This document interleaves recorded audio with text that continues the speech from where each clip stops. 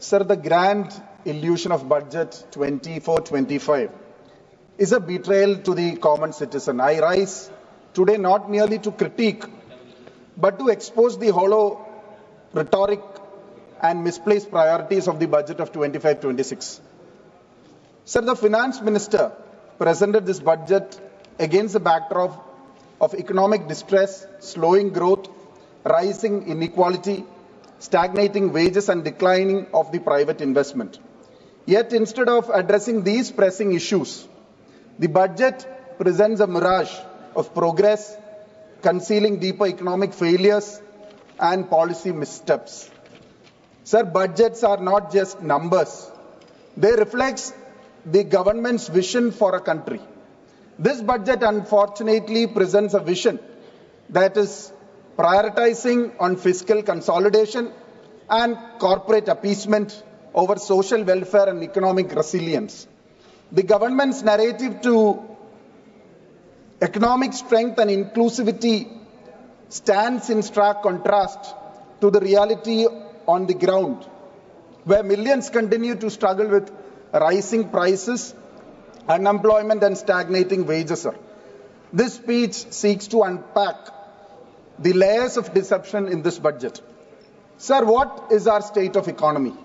The government projected a nominal GDP growth of 10.5%, but the first advanced estimate FAE for 24-25 is at its lower at 9.8%.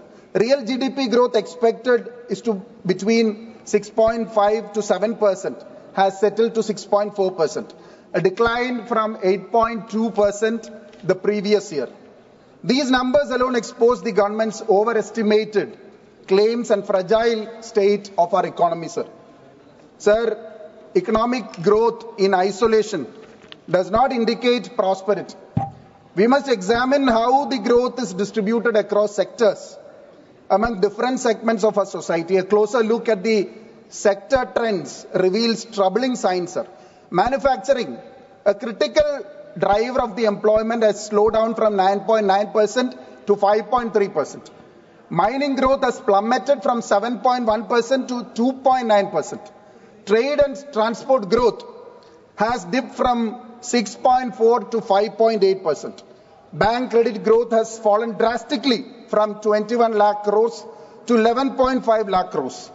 Sir, cement production, again a core indicator of the infrastructure growth of a country, has dropped from 10.3% to 3.1%, sir. Sir, these indicators make one thing abundantly clear. The government's claims to robust economic growth are built on a quicksand. The so-called high GDP growth does not translate into higher employment opportunities nor increased wages of workers. Instead, its corporate profits are surging even as real wages for workers stagnate or decline, sir. Sir, there is a clear divide whenever it comes to the matter of progress. Whenever it is compared to any other statistics, we can see a clear divide between the north and the south, sir.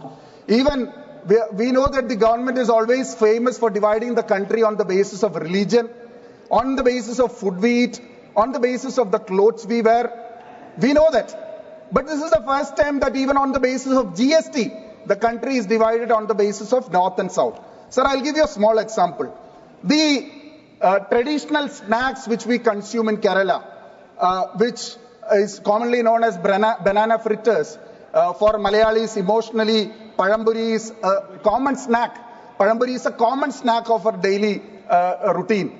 And Ulunnu vada, dal vada, sir, you must be knowing dal vada. All steamed items like kodukatta, eleda, all these are dumplings, rice dumplings, sir. All these products are taxed at GST at 18%. On the other hand, we can see, sir, the jalebi, laddu or barfi or gulab jamun is taxed at 5%. Sir, Lord Ayyappa won't forgive the BJP or the ruling party. Because Lord Ayyappa जो प्रसाद में लेता है, the प्रसाद में जो लेता है sir, उन्नीयप्पम, sir उसको भी GST लगाए sir. Even the curse of Lord Ayyappa is not going to make you happy. I am telling you, they are going to be in big trouble with this taxation. Sir, this is a serious thing. We should not take it lightly, sir. According to the Kerala Bakers Association, the GST remedy was put forward to them. A small FSN code was the only issue, but it is not sorted out yet, sir. Sir, GST on life-saving drugs, an important issue, sir. Sir, the very small young children who suffer from the spinal muscular atrophy, SMA disease, is in a critical condition. There are thousands of students, young people across the country, and the medicine is exorbitant. The cost of the medicine is exorbitant. Life-saving drug है sir. Sir, इसके ऊपर 5% GST makes it 80 lakhs for a single dose of medicine, sir. For a single dose of medicine is 80 lakhs, sir. These are things which the government have to just scrap it, sir. It is a basic issue. The GST Council has to take a decision on this, sir. Sir, many other issues are in the place, sir. Fishermen. When the government talks about fishermen, they say a lot of things, but unfortunately, the life and livelihood of the fishermen are in great trouble. Even the equipments they use, the fishing ropes, nets, and even the fishing hooks and ice boxes they use for their daily livelihood has been taxed at 18%, sir. This is exorbitant. This has to be removed. Sir, the budget's betrayal again continues, sir. In the ongoing economic hardship faced by millions, the government chosen to systematically reduce the expenditure on critical sectors. Education spending fell short by 11,580 crore, affecting millions of students who rely on the government-funded schools and scholarships. Food subsidy was slashed by 7,830 crores, endangering food security and the poorest sections of our society. Rural development expenditure was cut down by a staggering 75,133 crore, further weakening the rural economy, which employs the significant portion of our population. Health spending was reduced to 1,255 crores at a time when the healthcare accessibility remains a major concern for after the post-pandemic, sir. Agriculture and allied sector spending dropped by 75,000 crore, ignoring the plight of farmers struggling with the rising input cost and climatic change related disruptions. Transfers for centrally sponsored schemes were reduced by 90,642 crore, weakening grassroots welfare programs. Sir, such drastic expenditure cuts in crucial sectors suggested that the government is prioritizing physical discipline over the welfare measures of our citizens. This fiscal prudence should not come in the cost of basic human needs such as food security, education and healthcare, sir. Sir, who really benefits, sir? Sir, I am concluding, sir. Every year the government proclaims tax relief for the middle class. In this time also, it is said so. In rural India, the per capita monthly expenditure is rupees 4,122 and in urban, it is 6,996. Sir, the vast majority of Indians are nowhere near the income threshold of the pay of income tax. Only 2 crore people, just 4.6 of the workforce, actually pays income tax, while the remaining 95% struggle to make their ends meet, sir.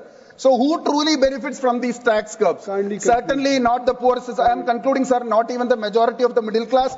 It is the wealthy, elite people who reaps the rewards, while the common citizen is burdened with inflation, high direct taxes and reduced government support, sir. Sir, I strongly oppose the finance bill raised by the Honorable Finance. Sir, conclude कर रहे हैं, sir.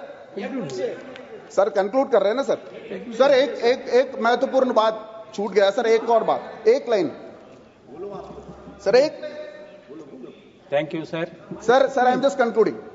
Sir, my last point is, while I am opposing this, my last point is, being a Keralite, being a member of parliament from Kerala, sir, there are significant amount of NRIs who contribute to our economy. Unfortunately, the exorbitant tax imposed them whenever they buy a property in our state, whenever they have a transaction in our state, they have been exorbitant tax has to be paid by them. The NRIs have lived their life to make their livelihood. I strongly oppose. Thank you.